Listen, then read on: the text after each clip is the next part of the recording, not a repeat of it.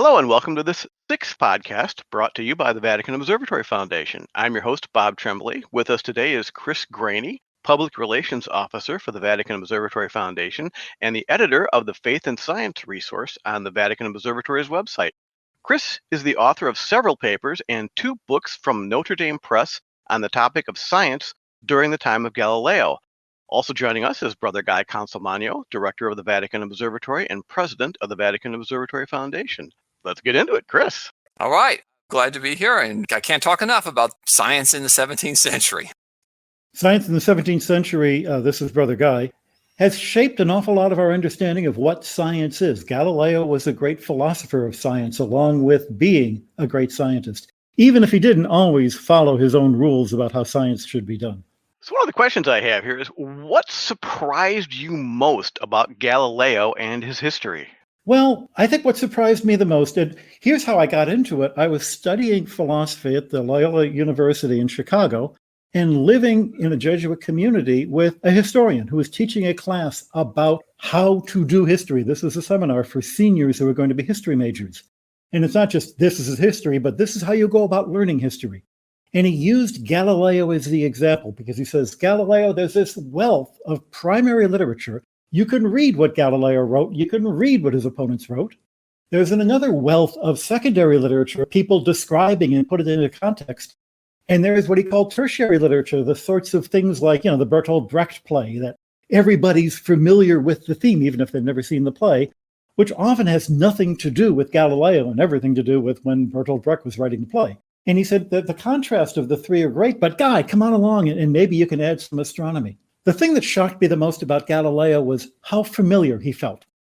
Even though he didn't have our modern understanding of what science was, even though he didn't understand that science tries to show rather than prove, and that science is always open to refinements and saying, maybe I was wrong, which Galileo was never open to saying. What he was a popularizer in the same mold as, Carl Sagan or Neil deGrasse Tyson, with the same benefits and the same flaws.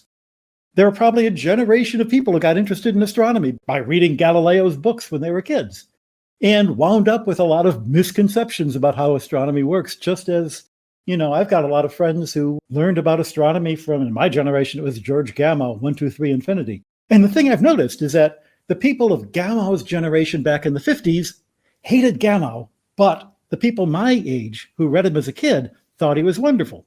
On the other hand, in the 70s, we were really jealous of Carl Sagan and made fun of him behind his back. But the people who were kids when Sagan was on TV are the ones who became the astronomers of the next generation. And this is a pattern, this sort of popularizers who make things too easy get a lot of grief from the people in the field and yet are phenomenally important to generating the field. And Galileo was just like that. I think what I've found most surprising is echoing what Guy said, but in a different way.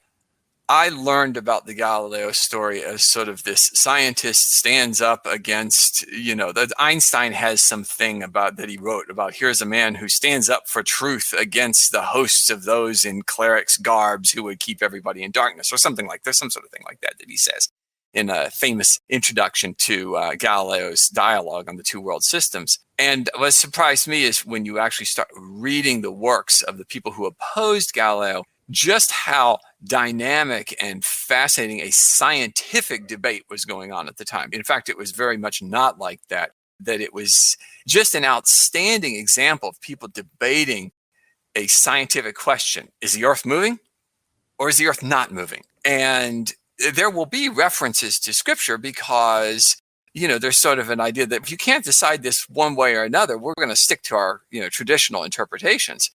But the bulk of it is what's being observed through a telescope. How do we interpret this? What can you do with it? What can we physically expect if the Earth is rotating? And there's great stuff on both sides of this debate, which the fact that it's sort of taken on this mythological good guys, bad guys tone is not really, I don't think, that good, because I think it has set up a paradigm that people look at to sort of cloak themselves with whenever they're standing outside the norm, right? They say, well, you can always say, well, I believe that, little green men live on top of Mount Everest and they're running the world. And all the scientists are against me, but I'm like Galileo. I stand up and tell the truth. And I think that is a problem that science faces, that it'd be better for science if people understood that, no, from the very beginning of modern science, it's been dynamic debate, arguments on both sides. Here's how science really works. If you have a really stupid idea in science, it actually doesn't tend to hold up very well,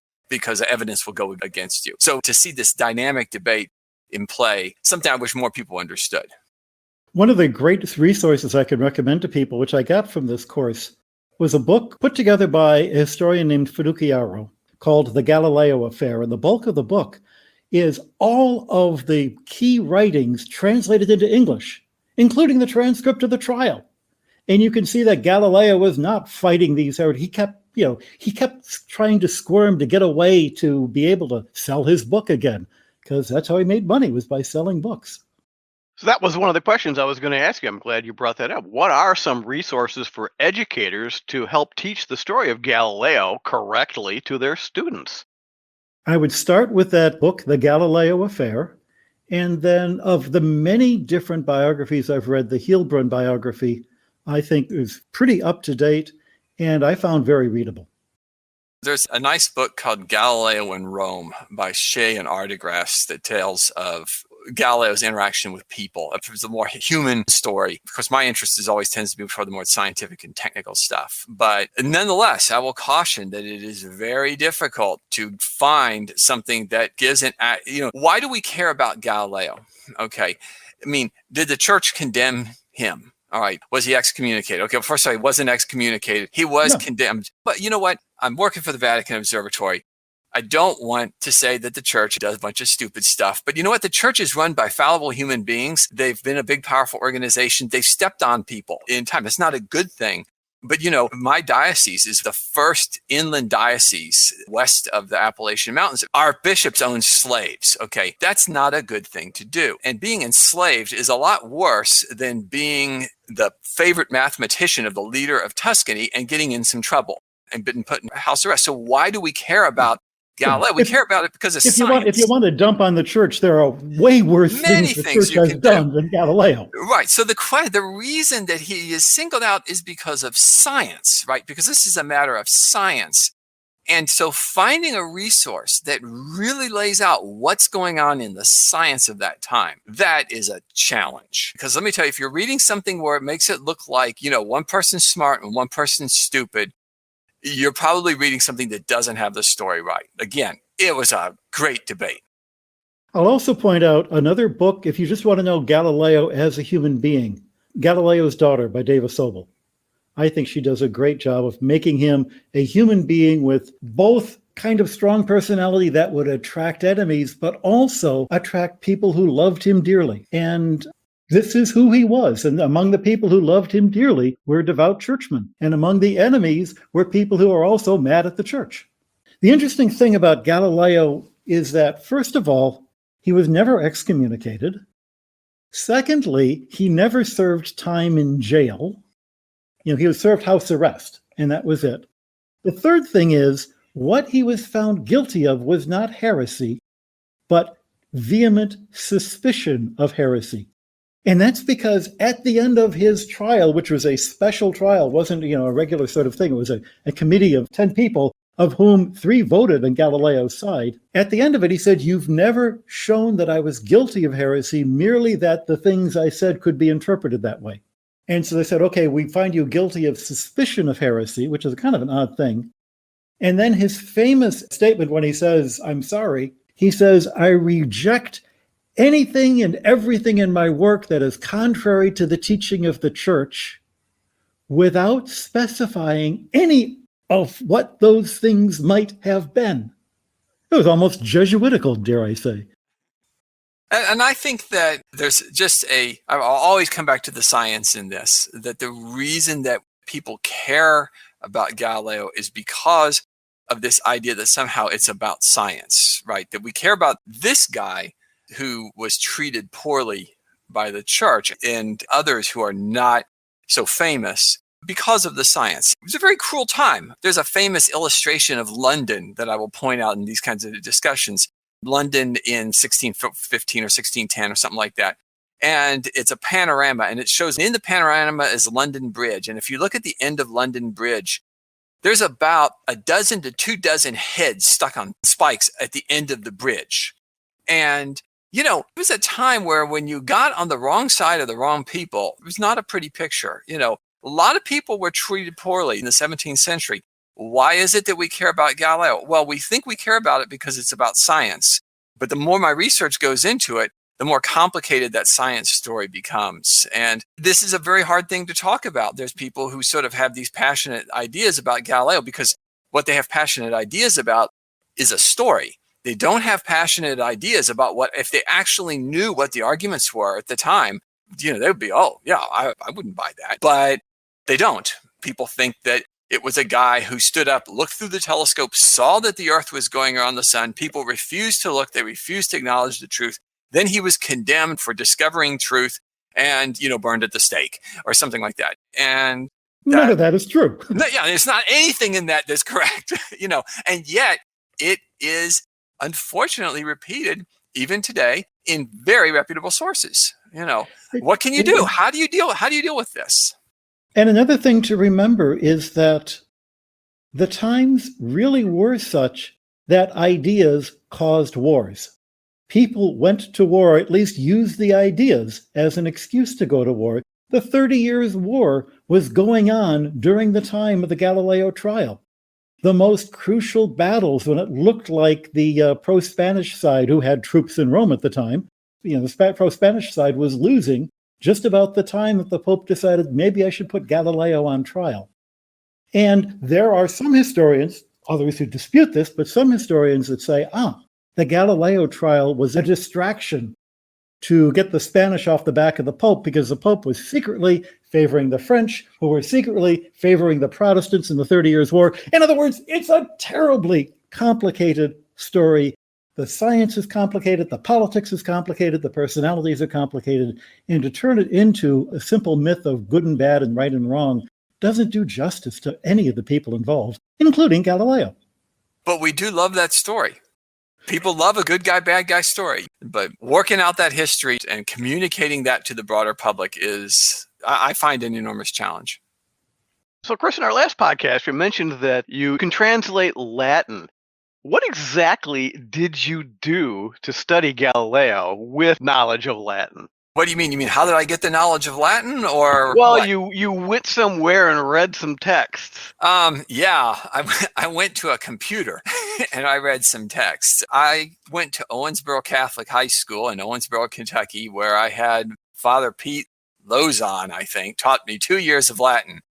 And I still had the Latin book and a Latin dictionary from my high school days.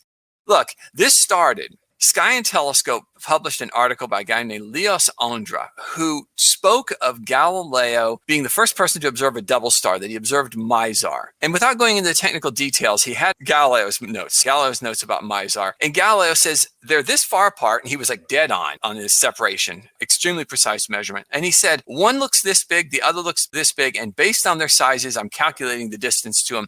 And he says that this one's 300 astronomical units away.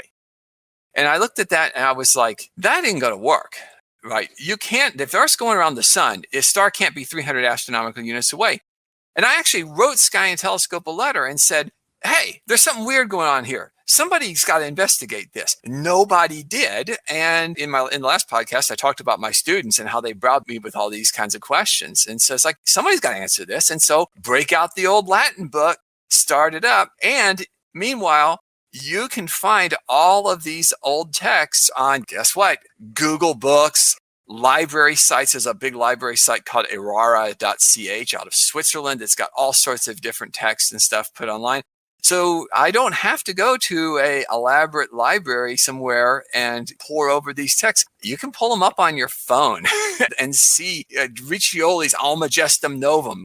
I did a translation of Johann Georg Locher's Mathematical Disquisitions, which is a book that Galileo spends a lot of time making fun of in his dialogue concerning the two world systems. If you read the dialogue, it sounds like Locher's an idiot. If you read Locher's book, Locher looks pretty darn sharp, And in it, So Galileo really mischaracterizes this guy, which is part of how do you make friends and influence people? You insult them and paint them to be idiots when they're not, right? So you look at this book, and I've translated it so you can read it and judge for yourself. Was Loker an idiot? And I think you'll know. But in it, Loker references all these different texts all over the place. This is a book written in 1614. I was able to find every single one of the books he references online, on Google Books or on a library website or something like that. It was like I had access to the greatest library of rare books in the world. So it's thanks to the internet. As people who know me may find that ironic because I'm not a very tech-savvy person. I tend to screw up everything I touch. But it's the internet and my old high school Latin and a lot of stubbornness. And my wife, who has some talent for sussing out grammar and how to take a Latin science sentence that's 250 words long and translate it into something intelligible. So I have jokingly referred to my smartphone as the tome of all knowledge, and I guess it actually is. Yeah. One of the things that makes it work, of course, is that between Chris and Tina, they've got both the language and the science. So when they see the words, Chris can say, this is what he's talking about. Yeah. And too many people who have translated the Latin haven't understood the science that they were trying to communicate. I would say overwhelmingly, people who understand the science of astronomy are not people who can read Renaissance era or medieval era Latin. And people who can read Renaissance era medieval Latin have no idea what they're talking about in the science. And so that's what's worked out. I've been able to translate some interesting stuff. So you have no peers. I don't know if I would say that, but I can point out somebody else who's done this very recently, Albert Van Helden. A few years ago, we had nothing translated of Galileo's opponents. Nothing. So you could get English translations of Galileo. You could hear what Galileo had to say about his opponents. And like I said, he's not always real flattering. Back in his time, his opponents could speak for themselves. Now people can't read that stuff. But I have translated an essay by Francesco Ingoli, who Galileo believed was highly influential in the church's condemnation of the Copernican system in 1616. That's in one of my books from Notre Dame Press. I've translated Loker and Shiner's book, which is the book that Galileo spent a bunch of time insulting in his dialogue of the two world systems.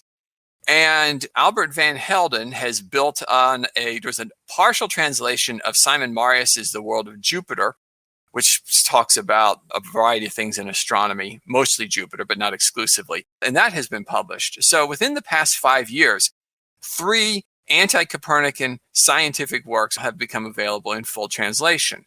Now, the question is people who are writing about Galileo, are they going to read them? Or are they simply going to restate the same myths that have been kicked around for a very long time? And I think that's a question, because I can point to a number of books published since these translations have been out that ignore what the other side had to say scientifically, which, again, is actually not nearly as dumb as Galileo makes it out to be. They were wrong, but they were not stupid. They weren't even wrong. They were right for the knowledge of their time. Newtonian physics, for example, had not been developed yet. So if they're going to talk physics, they're going to talk about the physics as it was understood then. And they don't say stupid things in doing it. To give an example, we all learn that Newton is the one who came up with the idea of explaining an orbit as a sort of continuous fall around the Earth. We learned this in school. Well, guess what? Loker and Shiner, they do not agree that the Earth is going around the sun. Nevertheless, they come up with a physics to explain under Aristotelian logic how Earth could orbit the sun by purporting that it could be like a perpetual fall. So they're there over 100 years before Newton is. So I have a question. You mentioned Galileo looking through a telescope, right? Weren't they spyglasses at the time? He can't have been the first one. I mean, they were used on sailing ships all over. Some schmuck must have looked up at the moon and said something about there's got to be a reference somewhere. Well, it's kind of interesting because we actually have Galileo's lenses and, his telescopes. They're in the Galileo Museum in Florence. A couple of things that Galileo had going for him was he was at the time working in Venice. And even then, Venice was the center of glassmaking. In order to have lenses that work, you've got to have good glass that is uniform from one end to the other, that doesn't have bubbles in it, that doesn't have things interfering. That was rare at the time. You have to have enough glass that if you try to make 100 lenses and 90 of them don't look very good because you're still figuring out for yourself how to grind a lens. Okay, everybody listening to this podcast, you're so smart. Do you know how to grind a lens from a blank piece of glass? Right, using hand tools available in the 17th century, have a good time of doing that, Yeah, and it's not on the internet. You can't look it up. You got to figure it out for yourself. That's it for this podcast. I'd like to thank our guests, Chris Graney and Brother Guy Consolmagno. I'm Bob Tremblay. You can read posts from all three of us and listen to our other podcasts on the website of the Vatican Observatory. Clear skies, everyone.